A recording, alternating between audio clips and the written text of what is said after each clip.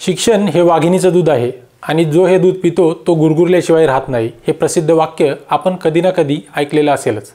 पण आजपासून सुमारे 140 वर्षांपूर्वी शिक्षण नावाच्या वाघिणीची दूरदूरपर्यंत ओळख नसलेला समाज तिचं दूध कसं पिणार होता आणि गुरगुरणार तरी कसा होता। अनेको वर्ष शिक्षणापासून दूर असलेल्या समाजात महात्मा ज्योतिबा फुले आणि सावित्रीबाई फुले यांनी शिक्षणाचा पाया घातला आणि हळूहळू का होईना पण बहुजन समाजाला शिक्षणाचं महत्त्व लक्षात येऊ लागलं। महात्मा फुलेंच्या सत्यशोधक चळवळीत पुढे अनेक कर्तृत्ववान माणसं तयार झाली। त्यांनी शिक्षणाचा रथ ताकदीनं पुढे नेला। महात्मा फुलेंचे सहकारी गंगाराम भाऊ म्हस्के हे त्यातलेच एक अत्यंत कर्तृत्ववान तरीही दुर्लक्षित राहिलेले अवलिये। मराठा समाजातली जी पहिली फळी शिक्षण घेऊन उन्नतीच्या मार्गावर मार्गस्थ झाली तिचं सगळं श्रेय निर्विवादपणे गंगाराम भाऊ म्हस्के यांनाच जातं। ते कसं याचा सर्वकष आढावा सदरील व्हिडिओमध्ये आपण घेऊया। शिक्षण क्षेत्रात प्रचंड मोठं काम उभं करणाऱ्या गंगाराम भाऊ यांचा जन्म नाशिक जिल्ह्यात ओढे रंगराव या गावात झाला। त्यांचे वडील पोटापाण्याच्या सोयीसाठी पुण्यात आले आणि हमालीचं काम करू लागले। या काळात पुण्यात शिक्षणाचं क्षीण का होईना पण वारं वाहत होतं। गंगाराम भाऊंनीही पुण्यातल्या मिशन शाळेमध्ये दाखला घेतला। पुढे शिक्षण पूर्ण झाल्यावर त्यांनी काही छोट्या मोठ्या नोकऱ्या केल्या आणि पुढे पुणे कॅन्टोन्मेंट मॅजिस्ट्रेटचे शिरस्तेदार म्हणून नोकरीत रुजू झाले। याच काळात त्यांनी त्यांचं वकिलीचं शिक्षण देखील पूर्ण केलं आणि 1876 साली पुण्यात वकिली सुरू केली। इमाने इतबारे वकिली केल्याने पुण्यात त्यांचा मोठा नावलौकिक झाला आणि या वकिली व्यवसायात त्यांना चांगला पैसा देखील मिळू लागला। न्यायमूर्ती रानडे, गोपालकृष्ण गोखले, लोकमान्य टिळक इत्यादी देशभर नावाजलेली व्यक्तिमत्वही त्यांचा सल्ला घ्यायचे। यावरून गंगाराम भाऊ यांची ख्याती किती मोठी होती हे तुमच्या लक्षात नक्की आलं असेल। मित्रहो, इथं एक गोष्ट आवर्जून लक्षात घ्यायला हवी, ती अशी, गंगाराम भाऊ यांचे वडील गावीच कुणाच्या तरी शेतात सालगडी म्हणून राहिले असते तर गंगाराम भाऊ ना शिकले असते ना एक नामांकित वकील होऊ शकले असते। शिक्षणाची आणि शिक्षणामुळे येणाऱ्या सोबतीची गंगाराम भाऊ यांना पूर्ण जाणीव होती आणि म्हणूनच त्यांनी बहुजन समाजाच्या उत्थानाच्या कार्यात सक्रिय सहभाग नोंदवला। ज्योतिबा फुले यांनी स्थापन केलेल्या सत्यशोधक समाजाचे ते संस्थापक सदस्य देखील होते। भारतीय राष्ट्रीय काँग्रेसच्या स्थापनेतही त्यांचा मोठा सहभाग होता। महाराष्ट्रातली सर्वात मोठी जात ही निर्विवादपणे मराठा हीच आहे। आजपासून 100-150 वर्षापूर्वीही मराठा हीच जात संख्येनं सर्वात मोठी होती, पण शिक्षणातला मराठ्यांचा टक्का नगण्य म्हणजे अगदी शून्यच होता। 1881 सालच्या जनगणनेमध्ये मराठा जात शैक्षणिक क्षेत्रात प्रचंड मागास असल्याचं दिसून आलं।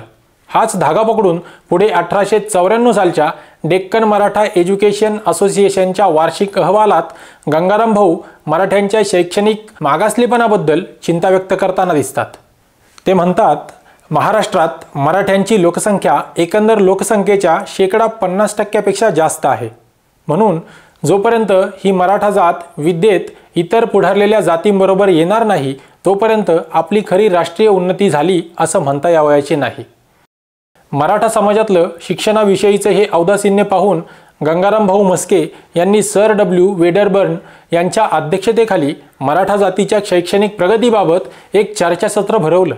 मराठा जातीच्या मंडळींची प्रगती व्हावी म्हणून भरवले गेलेलं हे भारतातलं पहिलंच चर्चासत्र होतं।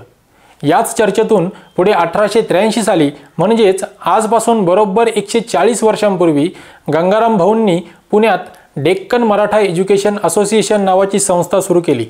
या संस्थेचं नामकरण सोहळा 8 जानेवारी 1883 साली पुण्यात हिराबागेतील टाउन हॉल इथे संपन्न झाला।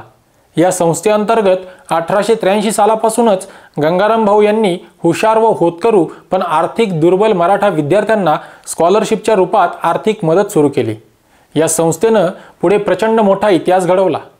विविध क्षेत्रात देशभर नावलौकिक मिळवणारी शिक्षित मराठ्यांची एक प्रचंड मोठी फळी गंगाराम भाऊ यांच्या या संस्थेनं उभी केली। गंगाराम भाऊ स्वतः श्रीमंत होते। या कामी त्यांनी स्वतःची मोठी गंगाजळी ओतली, पण त्यांच्याकडे मदतीसाठी येणाऱ्या आर्थिक दुर्बल मराठा विद्यार्थ्यांची संख्या पाहून त्यांनी समाजातल्या दानशूर व्यक्तींकरवी आर्थिक पाठबळ उभा करण्याचा निर्णय घेतला। संस्था स्थापन झाल्यानंतर काहीच दिवसात गंगाराम भाऊ महादेव गोविंद रानडे आणि इतर काही लोकांसमवेत बडोदा नरेश सयाजीराव गायकवाड यांच्याकडे मदतीसाठी पोहोचले। गंगाराम भाऊंच्या वतीने न्यायमूर्ती रानडेंनी महाराजा सयाजीरावांसमोर डेक्कन मराठा एज्युकेशन असोसिएशन या संस्थेची उद्देशिका मांडली आणि मराठा समाजाच्या उत्थानासाठी आर्थिक मदतीची गरज पटवून दिली. मुळातच दानशूर असणाऱ्या आणि प्रजेवर प्रचंड प्रेम करणाऱ्या बडोदा नरेशांनी क्षणाचाही विलंब न करता संस्थेला थोडं नाही तर 2400 रुपयांचं वर्षासन सुरू केलं.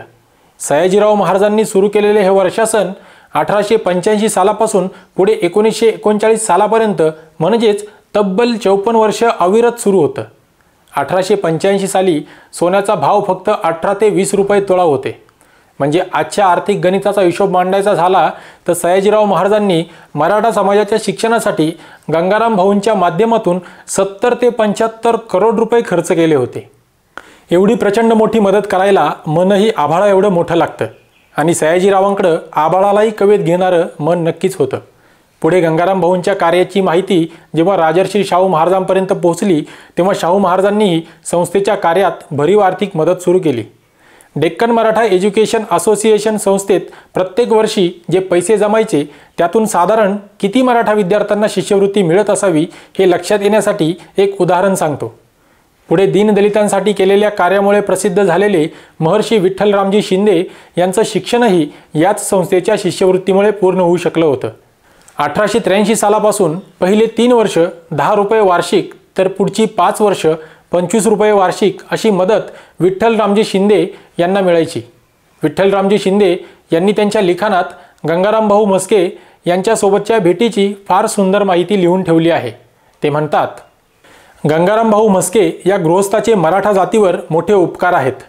त्या काळचे एक फरडे इंग्रजी शिकलेले सुधारकी बाण्याचे हुशार वकील अशी त्यांची प्रसिद्धी होती. पुणे लष्करात मेन स्ट्रीटवर त्यांचे मोठे चांगले स्वतःचे घर आहे. रानडे, भांडारकर वगैरेंसारख्या त्या काळच्या सुधारक पक्षात त्यांची चांगली मान्यता होती. पुढे एके ठिकाणी महर्षी शिंदे लिहितात, त्या काळात मराठ्यांमध्ये इतका इंग्रजी शिकलेला गृहस्थ हा एकटाच होता.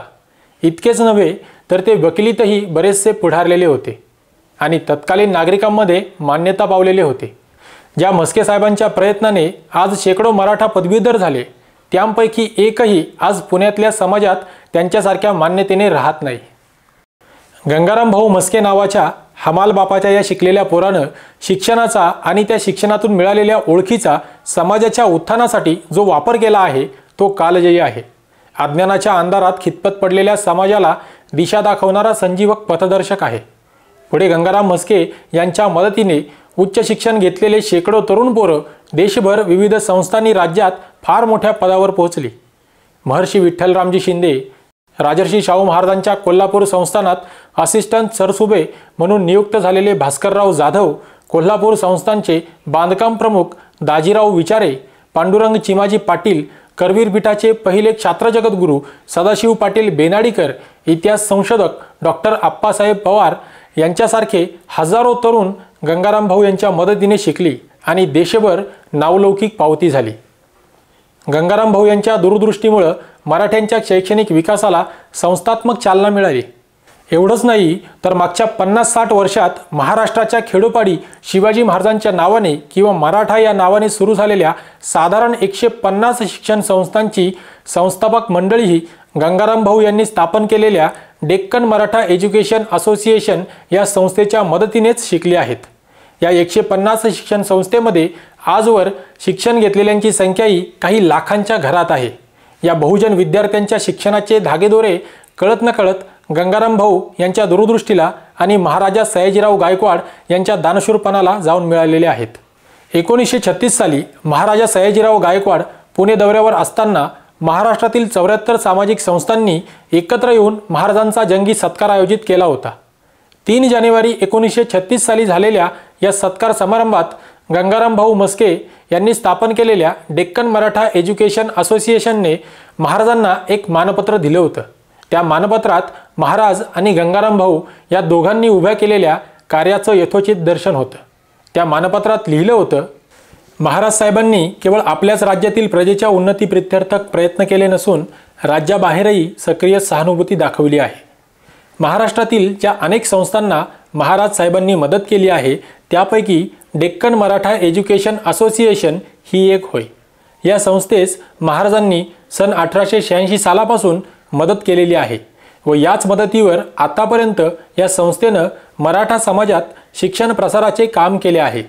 या संस्थेची मदत घेऊन पुष्कळ मराठा गृहस्थ नावारूपास येऊन आज मोठमोठ्या हुद्द्यांवर कामे करीत आहेत.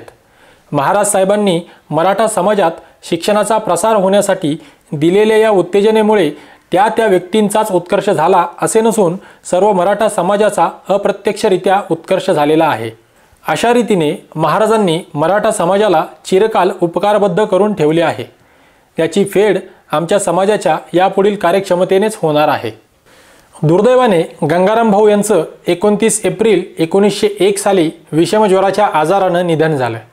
पण त्यांच्या नावलौकिकाच्या ताकदीवर त्यांनी सुरू केलेली ही संस्था 150 वर्षानंतर आजही पुण्याच्या शुक्रवार पेठेत अविरतपणे विद्यादानाचं कार्य करीत आहे.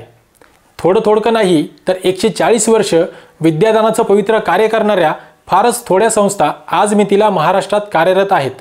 यावरून गंगाराम भाऊंनी स्थापन केलेल्या डेक्कन मराठा एज्युकेशन असोसिएशन या संस्थेचं महत्त्व ठळकपणे अधोरेखित होतं. बहुसंख्य मराठा समाजाच्या आणि एकूणच बहुजन समाजाच्या शैक्षणिक आणि आर्थिक उत्थानासाठी कारणीभूत असलेल्या या द्रष्ट्या समाजसुधारकाला आपण समाज म्हणून किती हृदयाच्या कप्प्यात साठवून ठेवला आहे, हा प्रश्न प्रत्येकाने स्वतःला विचारायला हवा. पुण्यात अनेक शिक्षण संस्था उभ्या राहिल्या. त्या संस्थांच्या संस्थापकांचे कितीतरी पुतळे पुण्यात उभे आहेत. तसेच त्यांच्यावर कितीतरी पुस्तकं देखील आज मितीला उपलब्ध आहेत. पण 140 वर्षांपूर्वीच मराठ्यांच्या दारात शिक्षणाची गंगोत्री आणणाऱ्या या भगीरथाचं मराठाबहुल महाराष्ट्रात एकही स्मारक नसावं, हे महाराष्ट्राचं दुर्दैव म्हणावं लागेल.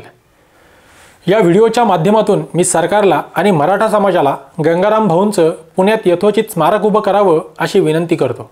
आणि गंगाराम भाऊंनी ज्याप्रमाणे डेक्कन मराठा एज्युकेशन असोसिएशन स्थापन करून शेकडो गरजवंत मराठ्यांच्या शिक्षणाची सोय केली, त्याप्रमाणेच मराठा समाजानं एकत्र येऊन आर्थिक दुर्बल मराठ्यांसाठी संस्था स्थापन केली तर शिक्षणासाठी भरीव मदत मिळाल्यानं एकही मराठा तरुण किंवा तरुणी निराशेच्या गर्तेत सापडणार नाही. आणि महत्त्वाचं म्हणजे आर्थिक अडचणीमुळं एकही मराठ्याला आत्महत्या करावी लागणार नाही.